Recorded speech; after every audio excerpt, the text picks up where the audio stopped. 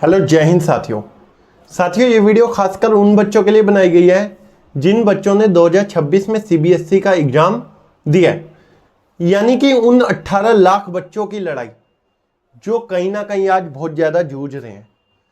CBSE कई दिनों से बच्चों के भविष्य के साथ इस प्रकार खिलवाड़ कर रहा है, शायद कभी नहीं सोचा था हमने ऐसा होगा।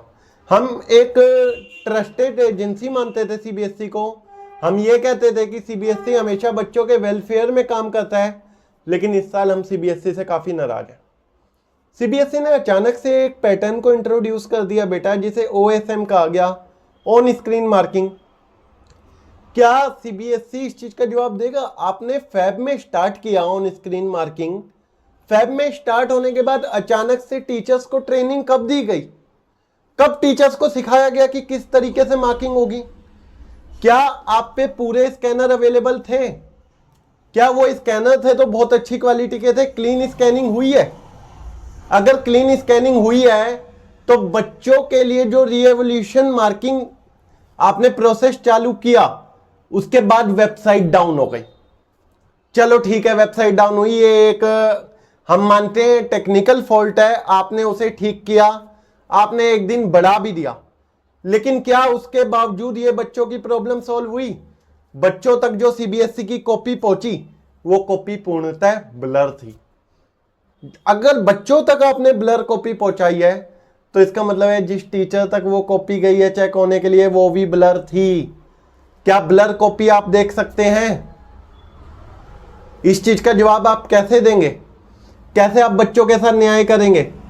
आज एक एक बच्चा अपने मार्क्स को लेकर परेशान है।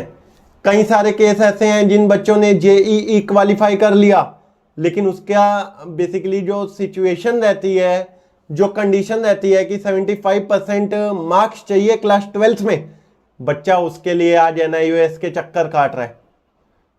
अचानक से बच्चा एनआईओएस की साइड बढ़ता हुआ नजर आया। जो रिजल्ट आज तक लगभग 88%, 90% रहता था, 95% रहता था, वो रिजल्ट अचानक से डाउन होकर 85% पहुंच गया। आखिर कैसे? क्या बच्चे अचानक से इतने वीक हो गए पढ़ने में, या इस साल सीबीएसई के टीचर्स ने पढ़ाने पे ध्यान नहीं दिया, या लास्ट ईयर तक कॉपी चेक गलत हो रही थी, बच्चों को एमई पास किया जा रहा था? इस चीज के क्या जवाब है? आपने बच्चों के भविष्य के साथ खिलवाड़ किया। एक एक बच्चा, जो बच्चा 90% लाने की उम्मीद रखा हुआ था ना, 95 लाने की उम्मीद रखा हुआ था, उसे आपने 80 और 85 मार्क्स दिए हैं, वो बच्चा रो रहा है। और जो बच्चा 40 लाने की उम्मीद में था वो भी 75 पे है, जो 90 लाने की उम्मीद में था वो भी 75 पे है। जो 40 लाने वाला था वो हंस रहा है, जो 90 लाने वाला था वो बेचारा रो रहा है। अभी तक प्री बोर्ड में अगर बच्चों के मार्क्स आ रहे थे 80 आउट ऑफ 75, अचानक से वो 100 आउट ऑफ 75 कैसे पहुंच गए? उसके बाद अगर बच्चों ने इतनी कम मेहनत की तो ऑन स्क्रीन मार्किंग की ट्रेनिंग पहले टीचर्स को क्यों नहीं थी? मैं हर एक गलती बच्चों की रख दूंगा, लेकिन अगर ऑन स्क्रीन मार्किंग हुई तो आपने प्री बोर्ड में ऑन स्क्रीन मार्किंग क्यों नहीं कराई? क्यों नहीं बच्चों को चेतावनी दी गई कि बेटा आपके साथ ऐसा हम कर सकते हैं? क्यों बच्चे को उस लेवल पे तैयारी के लिए मजबूर नहीं किया गया? इसका मतलब क्या है? अचानक से बोला गया जी 1600 मीटर की रेस होगी, बच्चा 1600 मीटर के लिए तैयार है। वहां पहुंचने के बाद आप कहते हो बेटा 1600 मीटर नहीं 3200 मीटर दौड़ो। कैसे दौड़ेगा यार बच्चा? आपने सोचा बच्चे के फ्यूचर के बारे में? नहीं सोचा। आज हर एक वो टीचर परेशान है, हर एक वो इंसान परेशान है जो बच्चों के फ्यूचर के लिए लड़ता है। आज हर एक वो माँ बाप परेशान है जो कहीं ना कहीं भागा था। किसके लिए? बच्चे के टेस्ट के लिए, बच्चे के पेपर के लिए, बच्चे को लाखों रुपए लगवा के एडमिशन दिलवाए थे। सीबीएसई, आपको एक चीज बताऊं, हमारे देश में कई सारे ऐसे बच्चे हैं जो आपकी जो 2700 रुपए एग्जाम फीस होती है ना, वो भी हम टीचर्स से लेके भरते हैं। आपने उस 2700 का हिसाब कहां से दोगे जो एक पेरेंट्स ने बिल्कुल रिक्शा चला चला के भरे थे?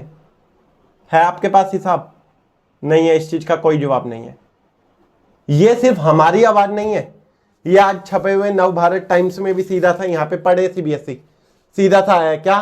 सीबीएसई पोर्टल ने बढ़ाई टेंशन, तीसरे दिन भी शिकायतें छाई और उसके बाद स्कैन कॉपी मिलने समेत स्टूडेंट को कई परेशानियां। मैं आपको पूरा पढ़ के सुनाता हूं। देखो यहाँ पे सीधा सा लिखा हुआ है कि जो ऑनलाइन चेकिंग हुई है उसमें भी ज्यादातर जो इमेज मिली है वो ब्लर मिली है। देख लेंगे बेटा, यहाँ पे देखेंगे ब्लर इमेज मिली है। ये हमारी कहानी नहीं है, ये न्यूज़पेपर की कहानी है, ये पूरे भारत की कहानी है। ये उन 18 लाख बच्चों की कहानी है जिन्होंने इस बार सीबीएसई का एग्जाम दिया था। अगर हमारी आखिरी रिक्वेस्ट है सीबीएसई से, प्लीज आप स्टूडेंट्स के साथ न्याय करें और न्याय करें, वरना कई सारे स्टूडेंट आपकी इस अन्याय की भट्टी में झोंके जाएंगे। कई सारे स्टूडेंट बिल्कुल पढ़ाई से पीछा छुड़वा लेंगे, पढ़ाई छोड़ देंगे, क्योंकि उन्हें पता लग जाएगा हमारे देश में न्याय नहीं होता। अभी बेचारे कई बच्चे ऐसे थे जो 12th पास किए थे, वो नीट में बिल्कुल झुलस गए। उनकी 2-2, 3-3 साल की मेहनत थी। कई बच्चे ऐसे होते हैं बेटा जो कहीं ना कहीं 10th पास करते ही अपना टारगेट बना लेते हैं, मैं नीट करूंगा, और वो नीट की तैयारी में लग जाते हैं और ऐसा पेपर दे के आते हैं कि उन्हें लगता है हमारा सिलेक्शन हो जाएगा, लेकिन पता लगता है भाई यार पेपर कैंसिल हो गया। क्यों? आखिरकार क्यों? चलो ठीक है, एक पेपर कैंसिल हुआ, बच्चे ने दुख झेला, उसके बाद जेईई वाले को पता लग रहा है यार हमारे 75% नहीं आए। क्या सीबीएसई जेईई से ज्यादा कठिन हो गया? आप इस चीज का जवाब देंगे? नहीं होगा, कोई जवाब नहीं होगा किसी के पास, क्योंकि खिलवाड़ तो बच्चे के फ्यूचर से हुआ है ना। आपको किस चीज की चिंता है? आपको क्या लेना देना है?